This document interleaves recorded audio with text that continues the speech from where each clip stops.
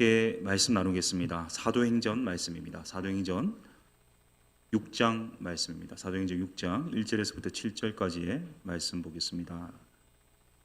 오늘 우리에게 주시는 말씀은 사도행전 6장 1절에서부터 7절까지의 말씀입니다.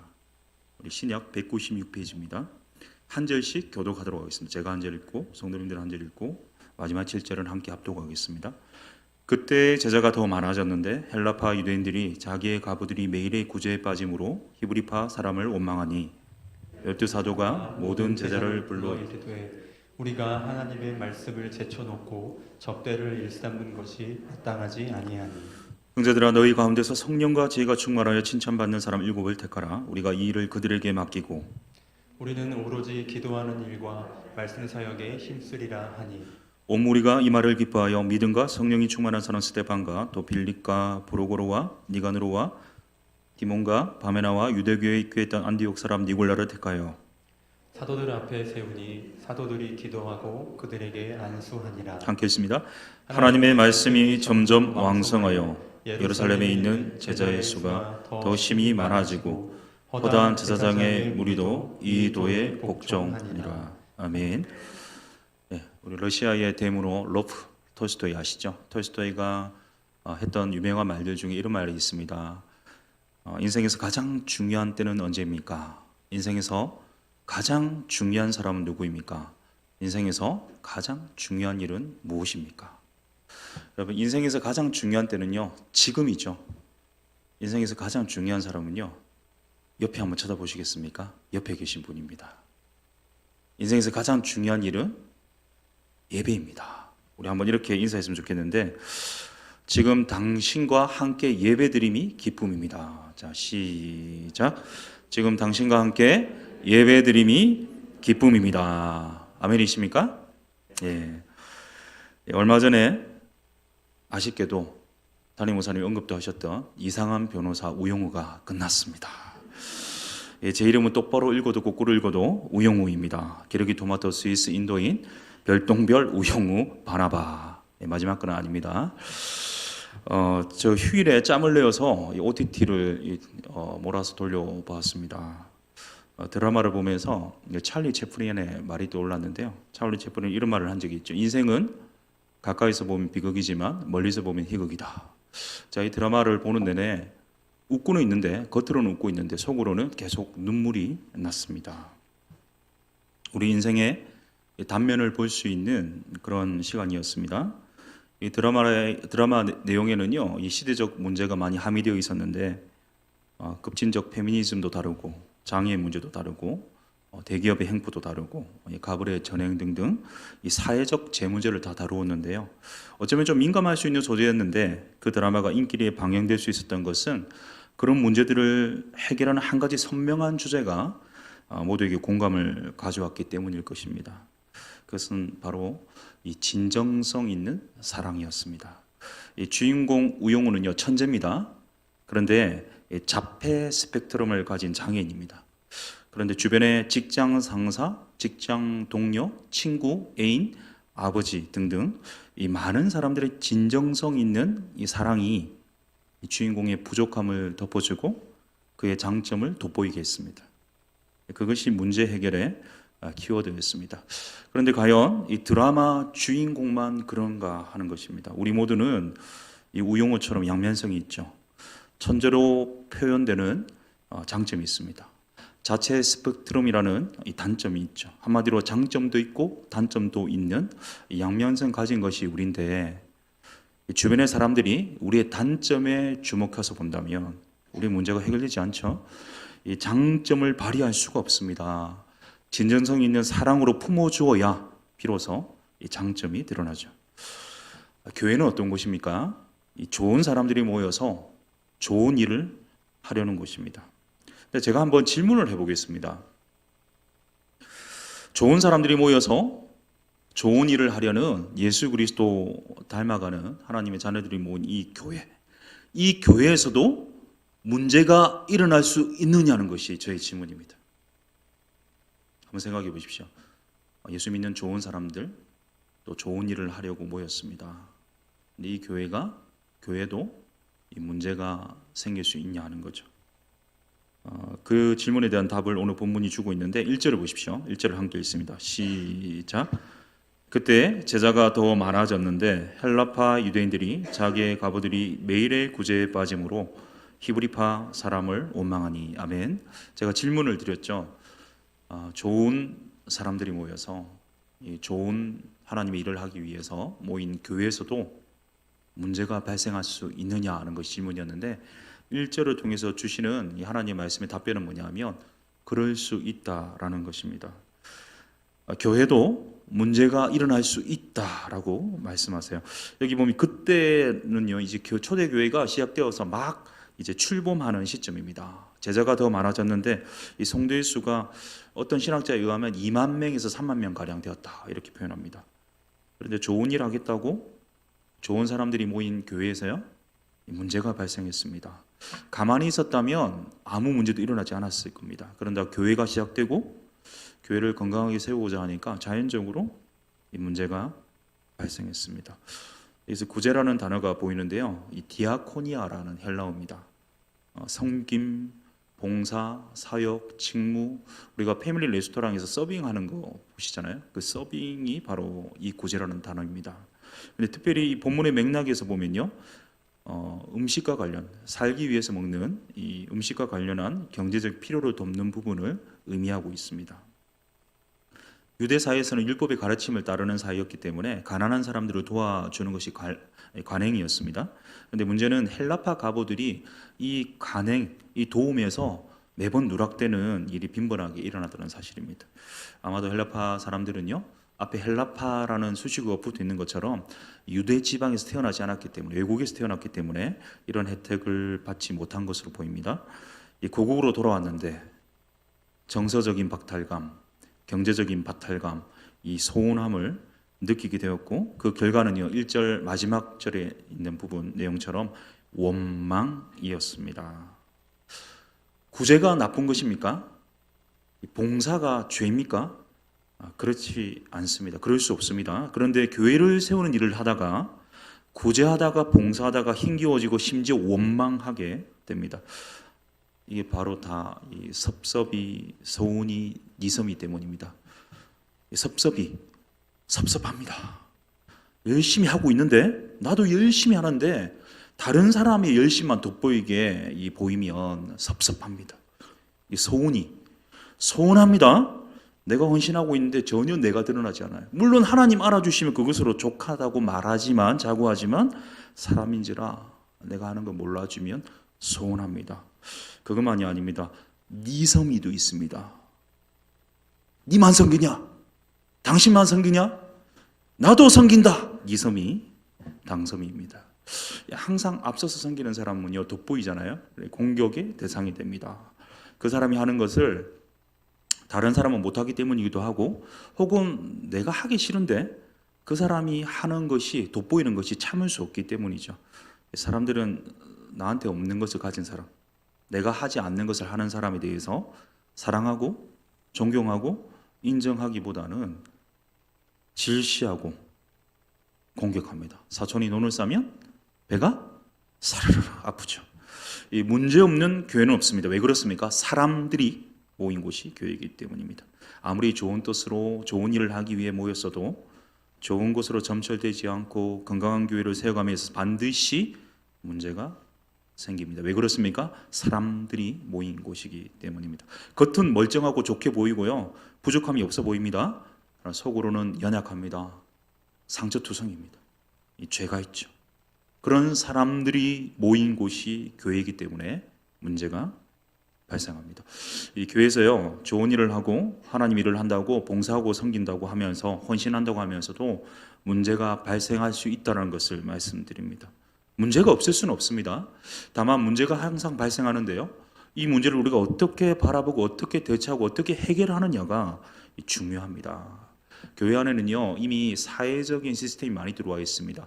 회계학도 있고 경영학도 있고 행정학도 있고 사회복지학 등등, 교회 시스템이요, 사회 시스템과 다를 바가 하나도 없습니다. 다만 이 문제를 어떻게 바라보고 어떻게 연구하고 어떤 방향으로 해결 과정을 이끌어가느냐, 이것이 교회와 세상이 다른 점이라고 할 수 있겠습니다. 그렇지 않다면 교회는요, 뭐 NGO 단체나 사회복지기관과 전혀 다를 곳이 없는 것이 됩니다. 종교개혁 아시죠?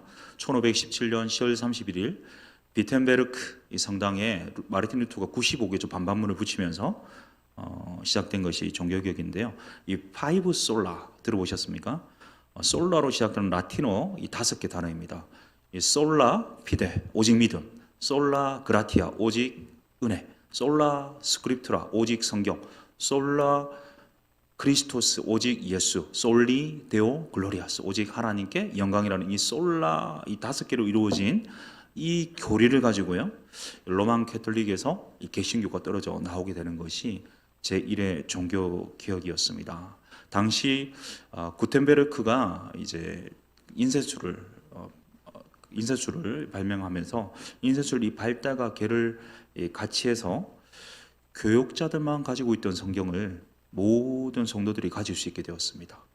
이 교육자들만의 이 전유물로 여겨졌던 말씀을 모든 성도가 하나씩 갖게 되었어요. 그것이 제1의 종교개혁입니다.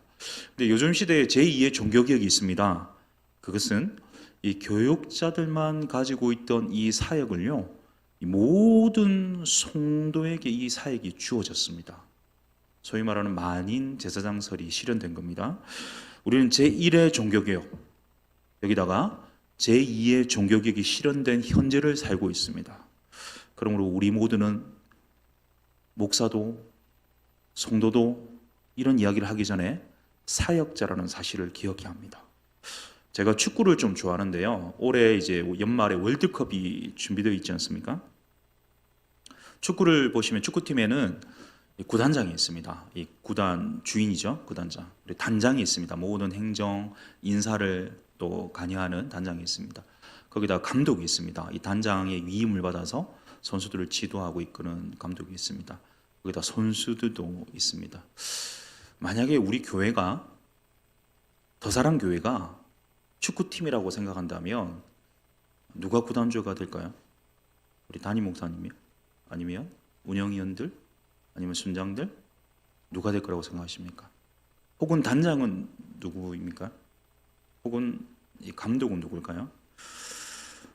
여러분, 더사랑교회 구단주, 단장, 이 감독을 비유하면요, 죄송하지만 담임 목사님도 목사들도 전도사도 아닙니다. 운영위원들도 순장들도 부장단도 아닙니다. 장로도 권사도 안수집사도 될 수 없습니다. 오직 삼위 하나님만이 우리 교회의 주인 되십니다. 삼위 하나님만이 이곳의 머리 되시고요, 삼위 하나님만이 이 모든 것을 강권적으로 주권적으로 전략과 전술을 통해서 이끌어 가십니다. 그러면 담임 목사님 비롯한 모든 교육자들, 우리 운영위원들, 순장들, 또 부장단들, 모든 장로님, 권사님, 안수집사님은 어떤 역할을 하게 될까요? 똑같이 선수입니다. 모두가 필드에서 뛰는 선수입니다. 다만 교육자 역할이 다르겠죠. 어떤 역할일까요? 떡석 들어맞지는 않지만 플레잉 코치라고 할 수 있겠습니다. 같이 선수로 필드를 뛰는 거예요. 우리가 감독이 아닙니다. 죄송하지만 담임 목사님도 감독이 될 수도 없고요, 운영위원장도 감독이 될 수 없고요. 우리 모두가 선수입니다. 플레잉 코치로서 혹시나 부족한 부분들을 채워주고 감독의 전술과 전략을 잘 인도해 주는 것이 이 교육자의 역할입니다. 한마디로 똑같이 교육자든 성도든 다 사역자라는 사실입니다. 한번 잘 살펴보시면 오늘도 예배 드리기 전에 제가 알고 있기로는 우리 성도님들 미리 오셔가지고 교육자들하고 같이 여기 예배당 깨끗하게 청소한 것으로 알고 있습니다. 주변에 보시면 반짝반짝거리십니까? 예, 나중에 가실 때 혹시나 쓰레기나 어떤 떨어진 거 없도록 잘 주워 가시면 좋겠습니다. 오늘도 이렇게 최선을 다해서 청소를 했고 봉사를 했습니다. 일을 많이 안 하는 사람 없죠. 봉사 안 하는 사람 없습니다. 헌신 안 하는 사람 없습니다. 정말 전적으로 최선을 다해서 하나님 받은 사랑 때문에 헌신하고 있습니다. 그런데 무엇이 빠지면요, 오늘 제가 제목을 지어봤는데 이 안일한 사역자입니다. 일을 안 하는 것이 됩니다. 무엇 빠지면요. 또 무엇 빠지면요. 오늘 제목처럼요. 이 안일한 사역자가 됩니다. 이 안이라는 단어 아시죠? 편안함만 추구한 나머지 현실을 회피하는 거죠. 동굴로 들어가고요. 문제없다 자의하는 겁니다. 문제가 없는 교회 없습니다. 그런데 그 문제를 어떻게 대처하고 어떻게 분석하고 어떻게 해결하는가가 중요합니다. 문제가 발생하는 초대교회의 모습, 사도들이 어디를 향합니까? 4절을 보십시오. 4절 읽겠습니다. 시작. 우리는 오로지 기도하는 일과 말씀 사역에 힘쓰리라 하니. 아멘. 영어 성경 NIV 보니까 이렇게 되어 있습니다. We will give our attention to prayer and the ministry of the word. 오직 기도하는 일, 말씀 사역에 총력을 기울인다. 목숨을 걸겠다. 이런 뜻이라고 볼 수 있겠습니다. 결국 본질이고 기초인 말씀과 기도가 빠지면요, 아무리 일을 많이 해도 일 안 한 겁니다. 안일한 사역자입니다. 아무리 봉사를 많이 해도 안일한 사역자 되는 것입니다. 성경적 원리에 따라 일하지 않은 모든 것, 기도하며 일하지 않은 모든 것이 안일한 것이고요, 안일한 것입니다. 디모데전서 4장 5절은 말씀합니다. 제가 읽겠습니다. 하나님의 말씀과 기도로 거룩하여 짐이라. 아멘. 마태복음 5장 8절을 보시면요, 마음이 청결한 자는 복이 있나니 그들이 하나님을 볼 것이며. 아멘. 이 말씀과 기도를 통해서만 우리는 거룩해질 수 있습니다. 거룩해져야만 누구를 보느냐? 예수 그리스도 안에서 하나님과 교제할 수 있습니다. 이 바꾸어 표현하면 하나님과 교제하기 위한 방편, 예수 믿는 우리가 하나님과 교제하기 위한 방편은 뭐냐? 기도와 말씀이라는 말입니다. 존 칼빈도 하나님의 은혜의 방편은 말씀과 기도와 성례라고 말했지 않았습니까? 결국 하나님 만날 수 있는 교제의 방법은 말씀과 기도라는 거죠. 그러면 우리가 우리에게 산적한 문제를 해결하기 위해서 어떻게 해야 되느냐? 바른 교회, 건강한 교회를 세워감에 있어서 가장 중요한 본질입니다.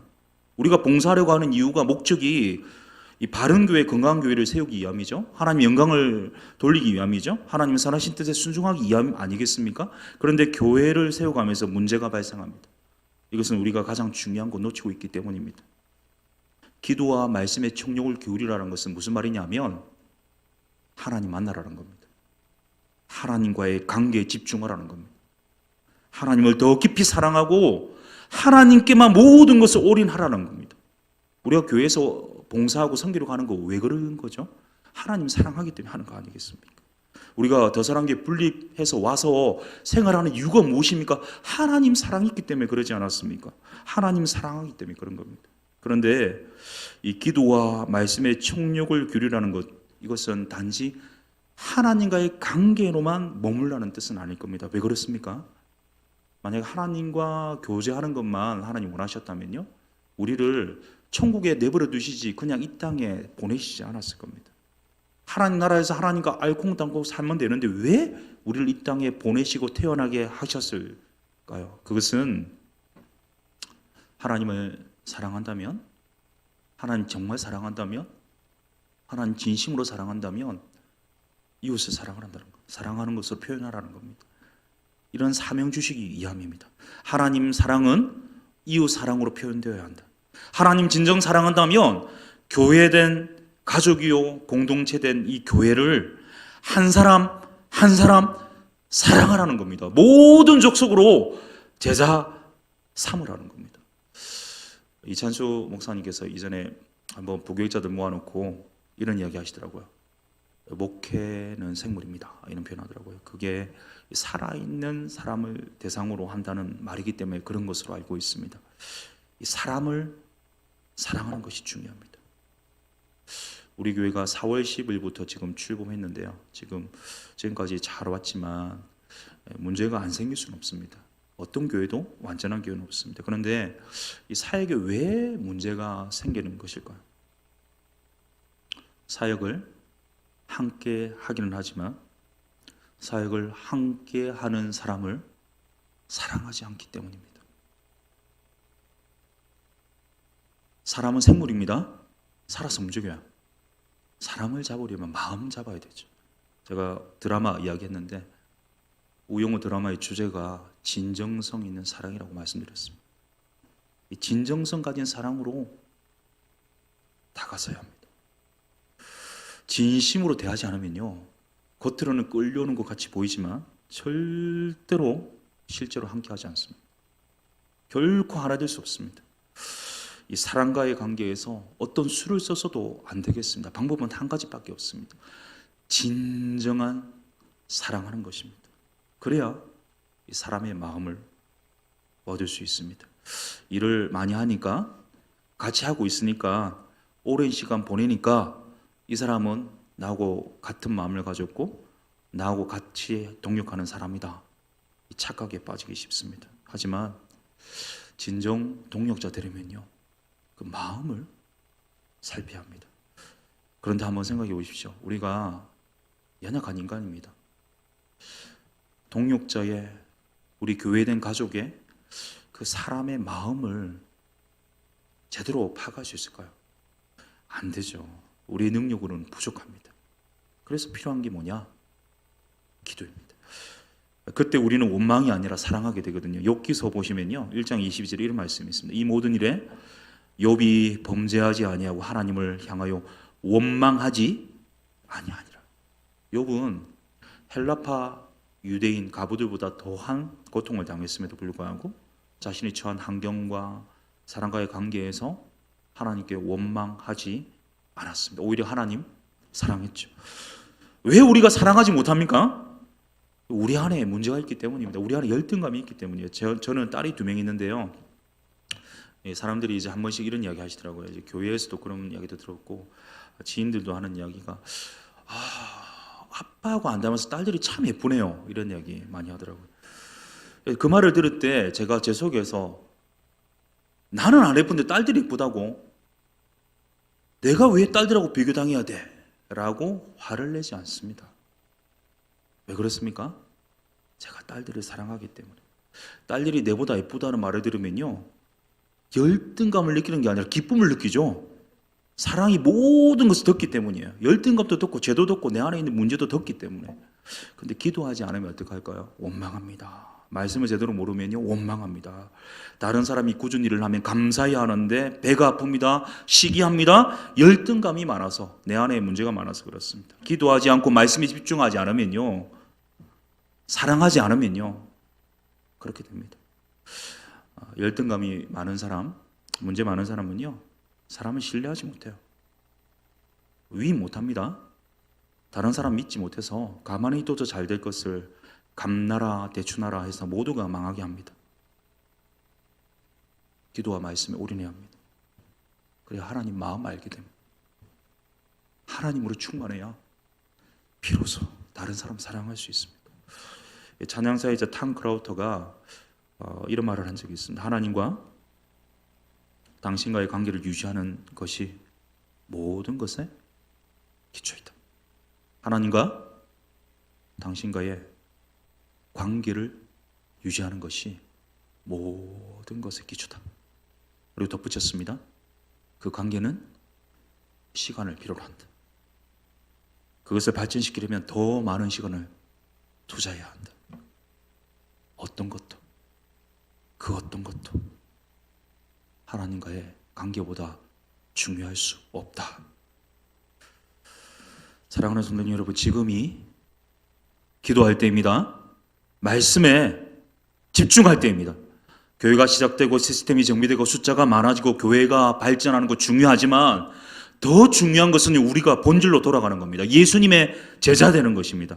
예수님의 제자가 바로 본질에 충실한 사람입니다. 하나님 말씀으로 날마다 돌아가서 하나님 말씀이 내 삶을 관통하게 해야 합니다. 이 말씀의 원리대로 순종하면서 하루하루 치열하게 살아가고 이 말씀 가까이 하면서 내가 얼마나 못난 죄인인가를 깨달아야 됩니다. 기도도 놓치지 말아야 됩니다. 기도보다 성령보다 앞서지 않기 위해서 기도해야 됩니다. 예수님 기도하시지 않습니까? 새벽 5일을 미명에 한적한 곳으로 가서 하나님과 교제하시면서 하루를 시작하셨습니다. 예수님도 그러셨는데 우리가 기도하지 않는다면요, 우리가 어떻겠습니까? 제대로 된 사역 되겠습니까? 요즘 새벽에 에베소서를 묵상하는데요.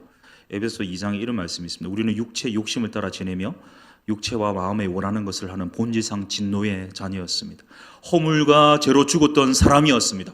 불순종의 아들들 가운데 있었습니다.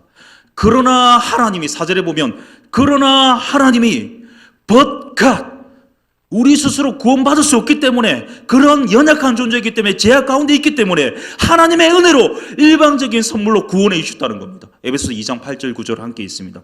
시작. 너희는 그 은혜에 의하여 믿음으로 말미암아 구원을 받았으니 이것은 너희에게서 난 것이 아니요 하나님의 선물이라. 행위에서 난 것이 아니니 이는 누구든지 자랑하지 못하게 함이라. 아멘. 우리가 우리의 행위로 구원받은 것 아니죠. 주님으로 말미암아 하나님 일방적인 선물로 구원받았습니다. 이 말은 우리가 기도하지 않고 말씀 의지하지 않고 하는 모든 것 다 헛된 것이다 방증하는 말입니다. 모든 것이 무의미하고 무가치할 수 있는 것은요, 우리 본성이 살아나고 우리 에고가 중심이 될 때입니다. 그렇기 때문에 나는 죽고 예수로 살기 위해서 기도와 말씀 본질에 충실해야 합니다. 언제나 어디서나 본질로 돌아가야 합니다. 기초를 튼튼히 해야 합니다. 봉사를 아무리 많이 하고 일을 아무리 많이 한다고 할지라도요, 일 안 한 사역자, 안 일한 사역자, 안 일한 사역자 되지 않기 위해서 가장 중요한 본질을 붙들어야 합니다. 하나님이 원하시는 대로 본질에 충실한 제자 되어야 합니다. 기도보다 성령보다 앞서지 않게 기도하고요, 말씀이 가라면 가고 서라면 서고 돌아서라면 돌아서는 것이 우리의 모습이어야 합니다. 얼마 있지 않으면 특별 새벽 기도회를 한다고 제가 들었습니다. 지금 우리 교회에 하반기 사역 중에 이 특세를 해야 되겠다 생각 주신 것은요, 이전에 분당 우리 교회에서 특세에 특별한 은혜가 있었기 때문에, 그 은혜가 있었기 때문에 우리도 해야 됩니다라고 치부하기에는 뭔가 부족한 것 같아요. 우리의 상황과 환경과 생각과 마음을 통해서 우리에게 본질을 추구하고 본질로 돌아가라고 하시는 이 성령께서 주시는 메시지라는 사실을 기억하시길 바랍니다. 특세 자체가 특별한 건 아닙니다. 그러나 우리가 본질로 돌아가서 기도하고 하나님께 기도하고 하나님의 말씀을 먹는다면 그것이 특별한 것이 되는 것입니다. 하반기 특세를 계기로 우리의 사역이 본질로 돌아갈 수 있기를 바랍니다. 우리의 삶의 초점이 기초에 충실할 수 있기를 바랍니다. 기도와 말씀에 집중하여서 하나님 더 사랑할 수 있기를 바랍니다. 그래서 아무리 일을 많이 하고 아무리 봉사를 많이 해도 하나님 앞에서 하지 않고 성경 앞에서 하지 않고 기도하며 하지 않는다면 그 모든 것은 일 안 한 것, 아니란 것, 그 사실을 잊지 마시고 오직 기도와 말씀에 집중하는 우리의 남은 생의 하반기 될 수 있기를 예수님의 이름으로 축복합니다. 우리 함께 찬양하겠습니다. 우리의 힘으로는, 우리의 능으로는 하나님 앞에, 거룩하신 하나님 앞에 나아갈 수 없기에 예수의 피를 의지합니다. 예수 피를 힘입어 함께 찬양하도록 하겠습니다.